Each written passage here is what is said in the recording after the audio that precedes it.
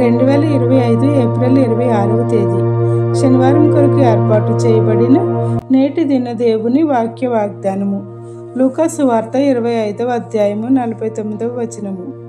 ఇదిగో నా తండ్రి వాగ్దానము చేసినది మీ మీదికి పంపుచున్నాను. ఆమేన్. ప్రియమైన దేవుని విశ్వాసులారా, తండ్రి అయిన యెహోవా దేవుడు తన కుమారుడైన యేసుక్రీస్తుకు సర్వాధికారము ఇచ్చి ఈ లోకమునకు పంపి ఉన్నాడు.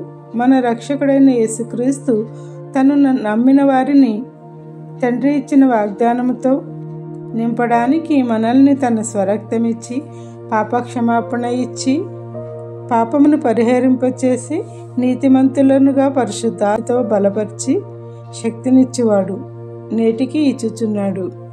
ఆయన శక్తి పొందిన మనము దేవుని వాక్య వాగ్దానమును ధ్యానిస్తూ ఆయనకు సమీపముగా నుండి ప్రార్థిస్తే తండ్రి ఇచ్చిన వాగ్దానములన్నీ మనకును అనుగ్రహించి తన మార్గంలో పయనించేటట్లు ఇతరులకు మాదిరిగా నడిచే విధముగా చేయువాడై ఉన్నాడు.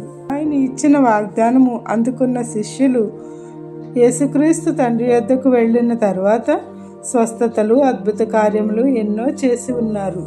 సువార్తను ప్రకటించి ఉన్నారు. నేటి దినములలో పరిశుద్ధాత్మ అందరిలోనూ ఈ వాగ్దానము ద్వారా దర్శిస్తూ స్వస్థతలు, అద్భుతములు, ఆశ్చర్య కార్యములు చేయుచు యేసుక్రీస్తు నామమున బాప్తిస్మము ఇచ్చుచు రక్షణ కల్పిస్తూ దేవుని సువార్తను కొనసాగించుచూ ఉన్నారు.